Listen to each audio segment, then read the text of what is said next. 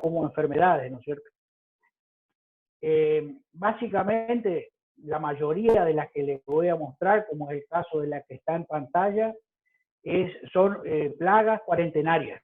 Acuérdense que plagas incluía tanto lo que sea la parte de insectos, ácaros, arácnidos, digamos, nemátodos o enfermedades causadas por hongos, bacterias, todo para la organización, para la FAO, digamos, que sería el organismo relacionado a todo lo que es la parte fitosanitaria a nivel mundial.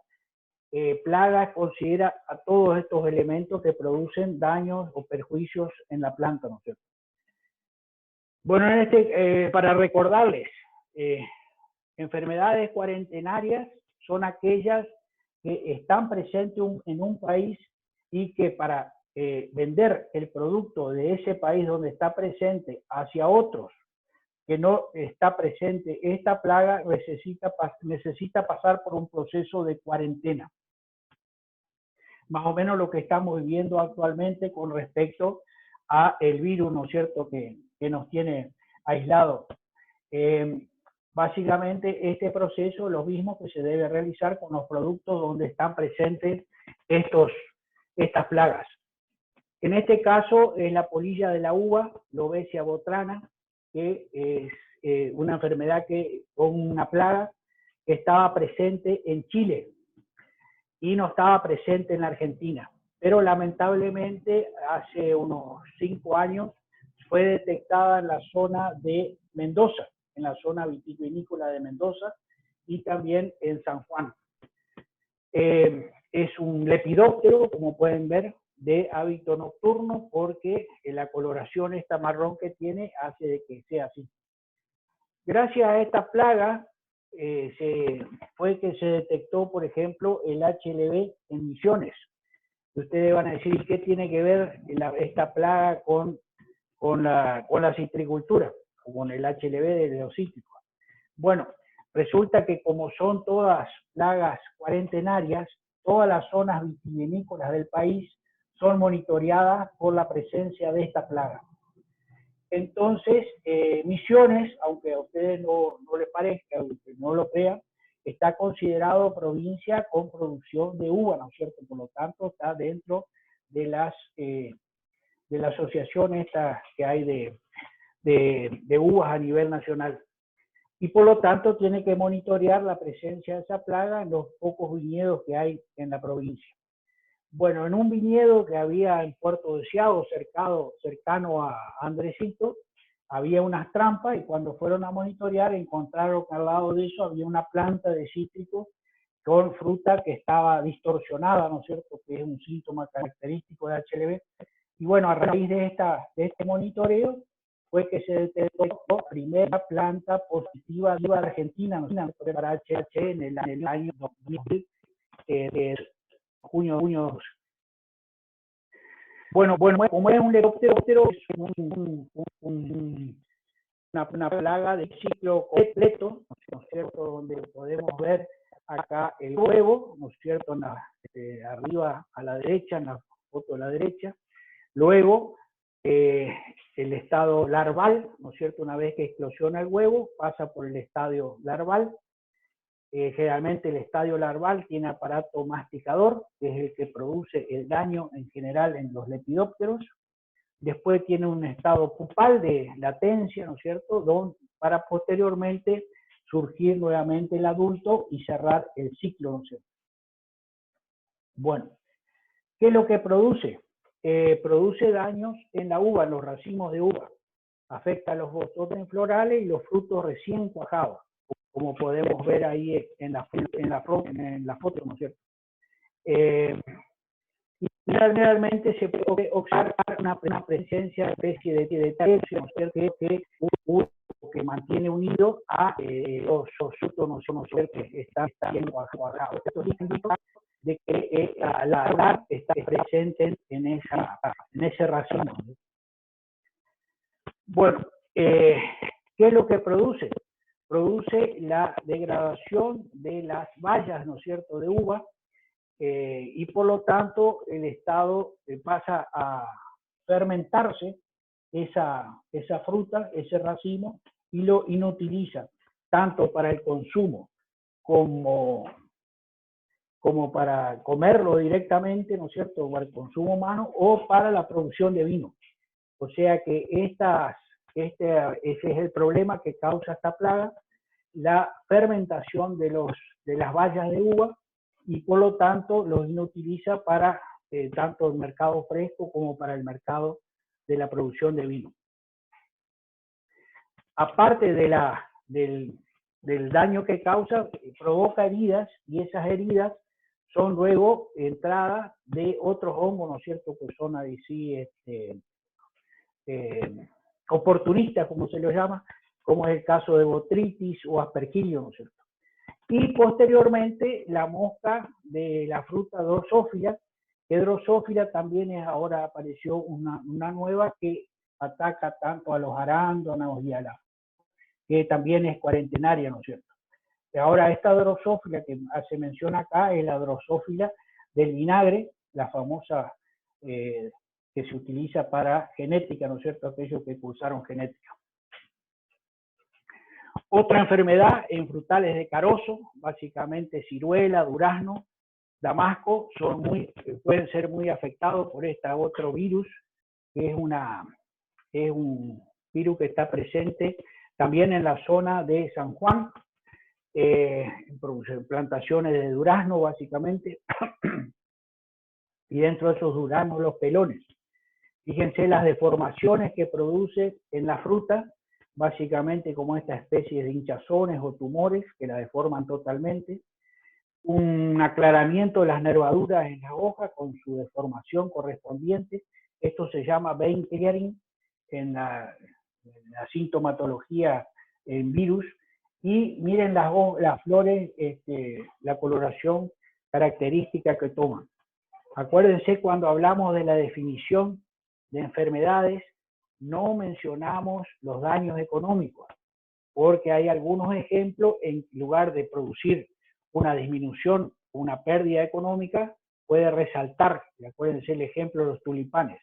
Bueno, esto sería un ejemplo, ¿no es cierto?, donde a pesar de que la flor del durazno o de la ciruela son muy efímeras en el tiempo, fíjense la coloración que tienen, esa característica que hacen que sean muy vistosas a la vista, ¿no es cierto?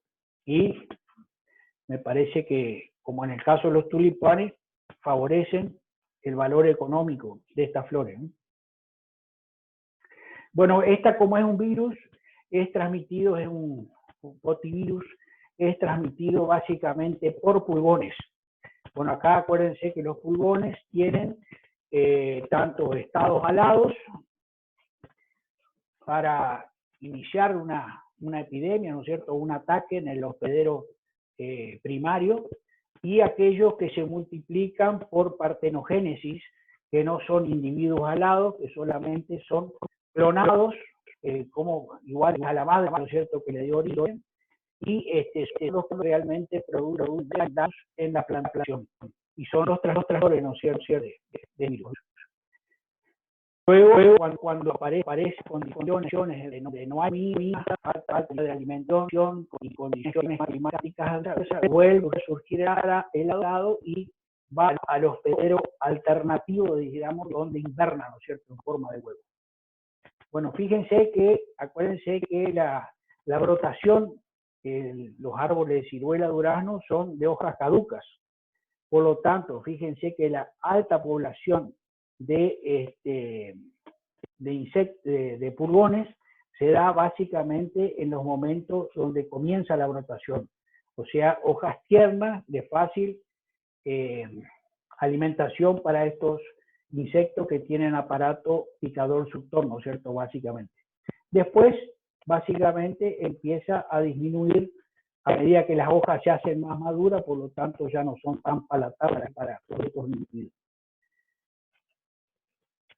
Otra, esta no es de cuarentena, pero es todo esto que hablamos anteriormente, sí, en cuarentena, por la obesia, como el virus de y Cyanoptero es palta. La palta es la palta que se produce comercialmente, es la palta chica que entra en la mano, digamos, de una persona. es la que se comercializa regularmente a nivel internacional. Y uno de los principales problemas que tiene la palta es el de los trips. Los trips afectan o se los encuentra básicamente en las flores y en los brotes tiernos, ¿no es cierto?, de esta.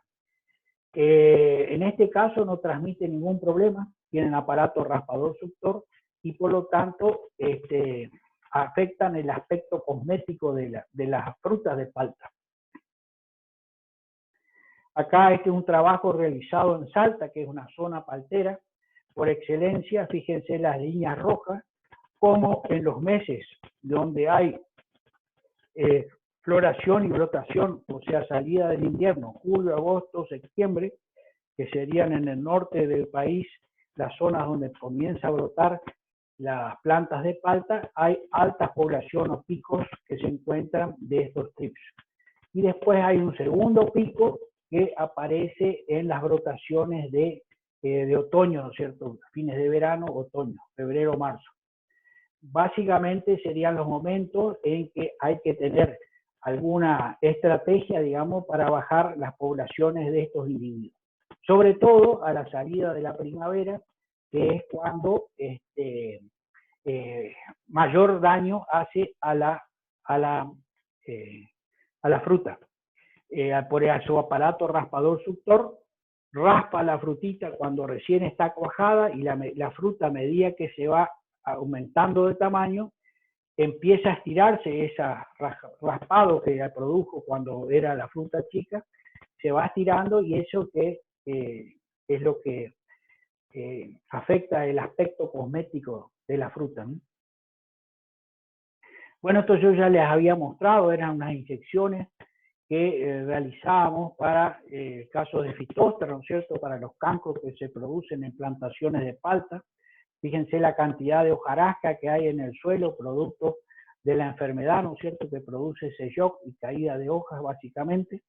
Y ahí está el efecto que produce por caída de hojas, cómo quedan las plantas con las frutas expuestas y por lo tanto expuestas a la quemadura de sol, ¿no es cierto?, por falta de protección. Acá tenemos los daños, digamos que es por sarna, digamos, y también pueden ser por trips, que como les decía, a medida que la fruta se va aumentando de tamaño, va mostrando la raspadura que se produjeron al inicio. Y después cubierta de una costra, que es por el caso de sarna, que es otro hongo que produce, digamos, este tipo de... Fíjense en el término de 48 horas, cómo se ha consumido, digamos, absorbió, digamos, el producto que tenían en estos globos, en estas inyecciones, y directamente ya a la derecha se puede ver cómo queda, digamos, el círculo donde se produjo el agujero, digamos, con taladro para poner un conector y básicamente colocar a estos globos con los productos específicos que se quieren hacer a través de inyecciones, ¿no? Otro de los problemas que produce trips, en este caso, no es básicamente en frutales, pero sí en plantas del arbolado urbano, que se utiliza mucho, ¿no es cierto? Ficus, sobre todo en las zonas de montes. El ficus se encuentra básicamente constituyendo el arbolado urbano, y ustedes habrán notado de que en estos meses de marzo hay una gran defoliación. Ahora, esta gran defoliación no es debido al cambio, digamos, del fotoperiodo, porque el ficus no es de hojas caducas, sino que es debido a la acción de este trips. Este trips fue reportado por primera vez en la Argentina, que se encuentra dentro de las hojas de ficus cuando están plegadas, o sea, por la nervadura central se forma como un pliegue, quedan pegadas las dos partes de la hoja en forma simétrica, y si ustedes las abren en el interior van a encontrar la presencia del trips, y van a encontrar ambos trips, el que causa el problema y también el problema biológico de ese. El nombre de los dos es bastante difícil y complicado, pero después se puede pasar en un paper característico para este caso de ficus. Es el primer reporte que se hizo en la República Argentina para este árbol, ¿no? Bueno, una de las preguntas que les van a hacer es el uso de casuarinas como cortinas rompevientos. El uso de casuarina fue muy común en plantaciones de distinto tipo acá en Misiones en los años 60, en los años 70. Y hoy básicamente también estas casuarinas se han difundido hacia el norte, hacia el sur, perdón, hacia Corrientes, van a ver a lo largo de la ruta 14 y en Entre Ríos también a lo largo de la ruta 14 y van a ver este aspecto de secado. Este secado fue uno de los limitantes por el cual se dejó de utilizar las casuarinas como cortinas rompeviento en Misiones. Ya les vuelvo a repetir, en los años 70 se había detectado. Y que es la presencia de un coleóptero, básicamente un platipodio, que produce perforaciones en el tronco y, por supuesto, el secado de del árbol en sí. Si ustedes un día tienen oportunidad de viajar a Buenos Aires, van a ver que a lo largo de esta ruta 14, como les digo, hay un montón de árboles que están con esta sintomatología y es la causa. Una de las formas de capturar o detectar o monitorear, digamos, la presencia de estos platipodios es mediante el uso de las trampas de alcohol, que si ustedes se acuerdan fue una de las que utilizamos los prácticos de zoología agrícola, ¿no es cierto?, entomología y zoología, cuando cursamos hace 2 años atrás, ¿no es cierto? Y bueno, el uso de esas trampas de alcohol se puede utilizar para detectar, digamos, la presencia de estos platipodios. Esto también se los había mencionado, es cuarentenario, es el caracol africano, que había sido detectado en la desembocadura del río Iguazú sobre el Paraná.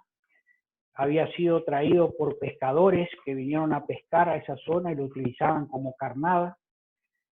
El caracol africano es perjudicial tanto para los vegetales, pues se alimenta de vegetales, y también es tóxico para el humano porque produce una toxina que puede causar irritación y también consecuencias bastante fuertes para el humano.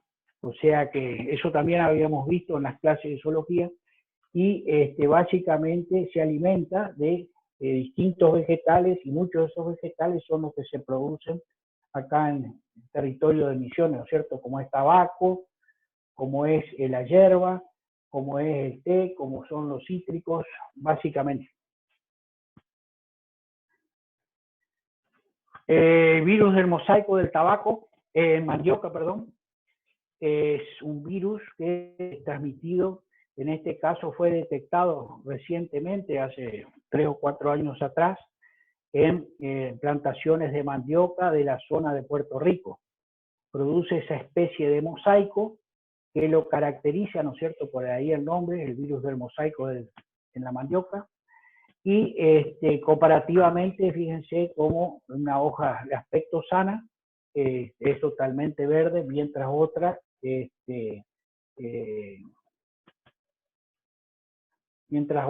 presenta ese mosaico característico. Es transmitida básicamente también por moscas blancas. Las moscas blancas, recuerden, son las que tienen aquellos aparato picador suctor, por lo tanto son vectores, en este caso, de este virus, ¿cierto? Es uno de los principales problemas que está teniendo, digamos, la producción de mandioca y sobre todo en algunos clones que son más susceptibles. Y también está el tema de que, acuérdense que la mandioca se propaga vegetativamente. Por lo tanto, deberíamos tener mucho cuidado en el material que se utiliza para las futuras plantaciones. Tratar de que esté libre de esto porque el virus, acuérdense, es un parásito obligado, por lo tanto va a ir en las estacas, en el material que se piensa plantar y producir para nuevas plantaciones. Por eso acuérdense, les vuelvo a repetir, cuando hablamos de mandioca, de distintos problemas de la producción, de el rincón feliz, o sea, en una plantación de mandioca, establecer o determinar una porción del mismo en un rincón donde se le dé todos los cuidados posibles, y ese cuidado, utilizarlo a ese rincón, utilizarlo como material de propagación. También les decía que una buena fuente laboral, aquellos que en el futuro produzcan estacas de mandioca certificadas, o sea, que indique que está libre de este virus, libre de la bacteriosis que también se transmite por la estaca, y le asegure al productor, digamos, un material de calidad genéticamente y sanitariamente. Ese puede ser una interesante salida laboral para el futuro, ¿no es cierto? Roya de la higuera, el agente causal es este hongo. Acuérdense que las rollas son Basidiomycetes, ¿no es cierto? El grupo de los Basidiomycetes producen esta especie de viruela, digamos, sobre la parte de las hojas, básicamente, vista con más detalle. Ahí está tanto en hojas viejas como en hojas jóvenes, se lo puede observar. Ahí está esa especie de esporulación que corresponde a una de las fases de la roya, ¿no es cierto?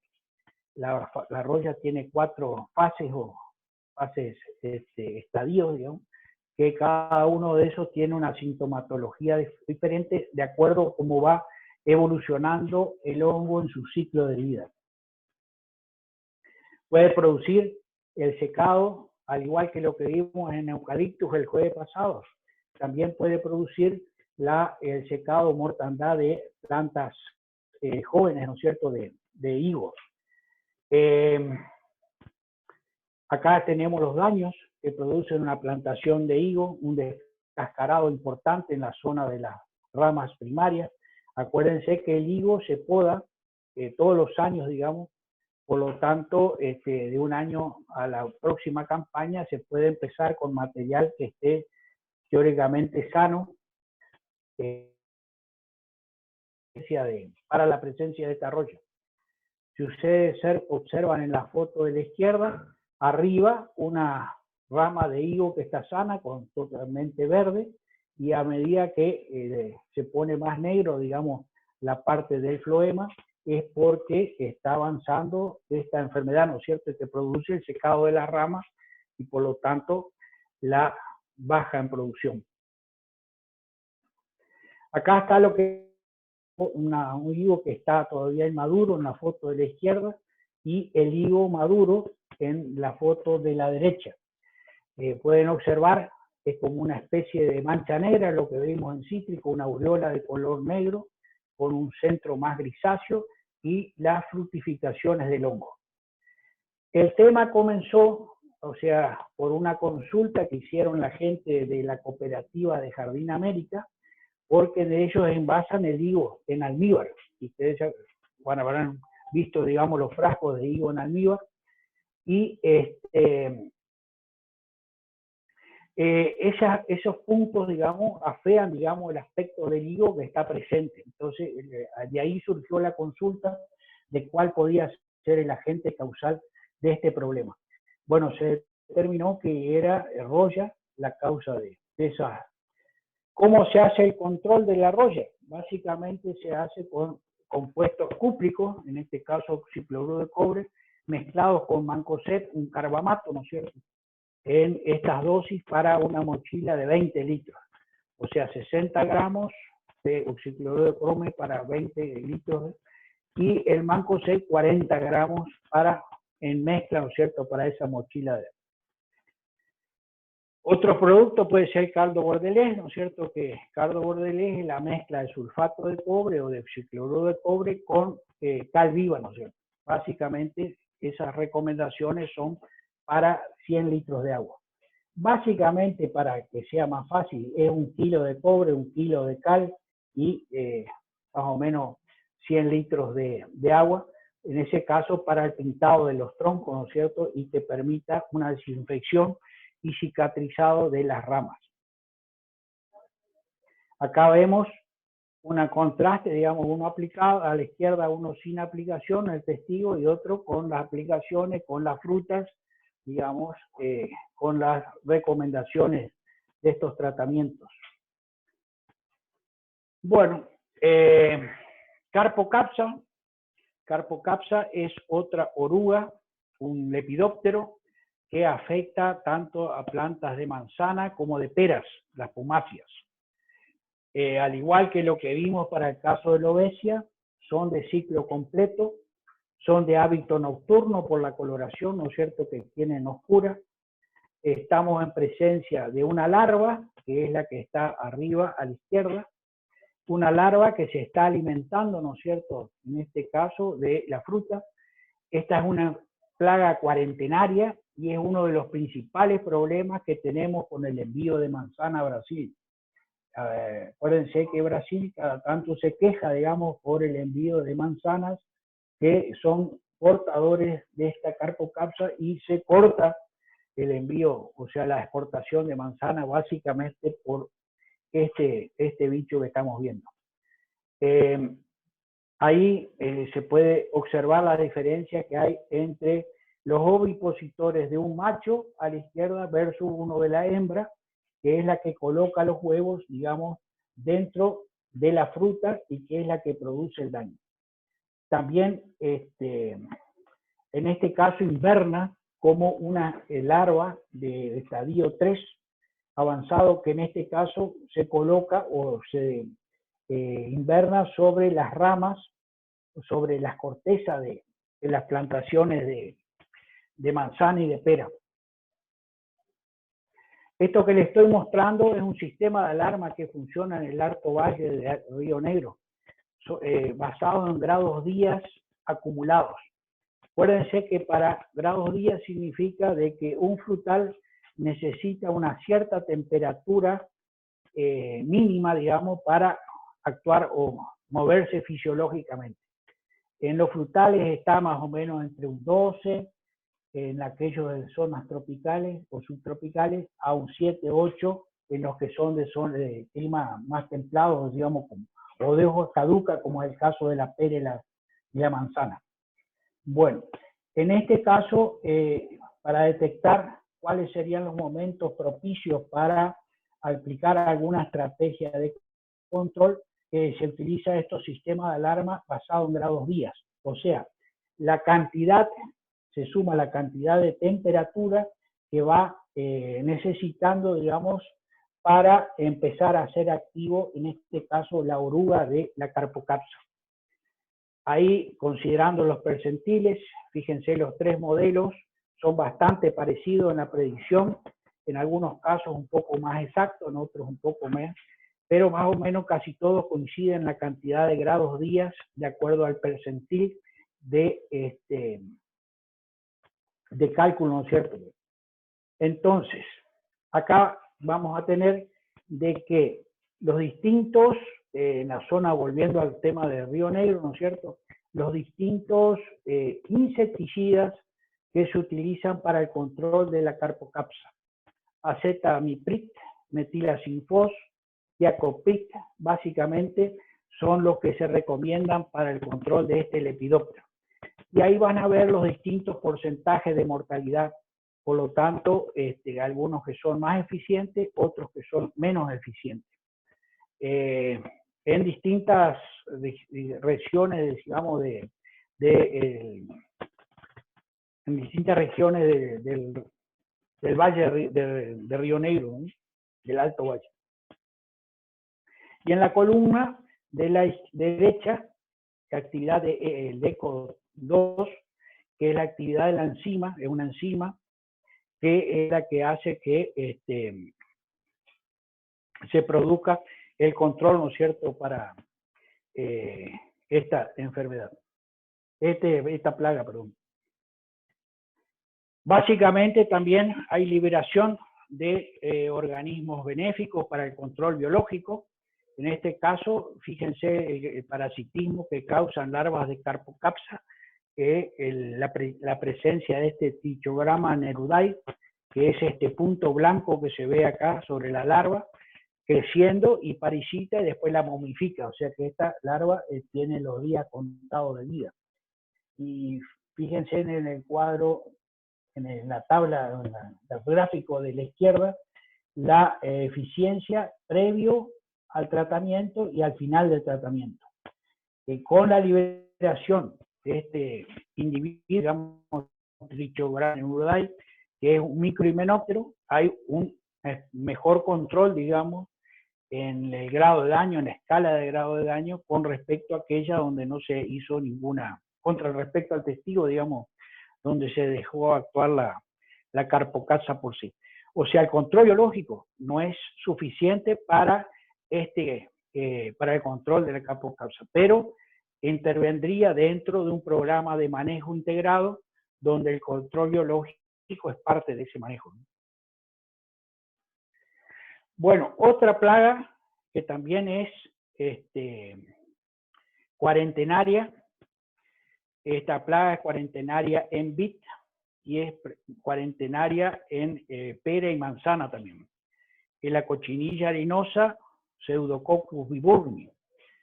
Es una cochinilla harinosa porque están viendo en la foto de la izquierda ese aspecto como algodonoso que tiene, ¿no es cierto?, que la caracteriza.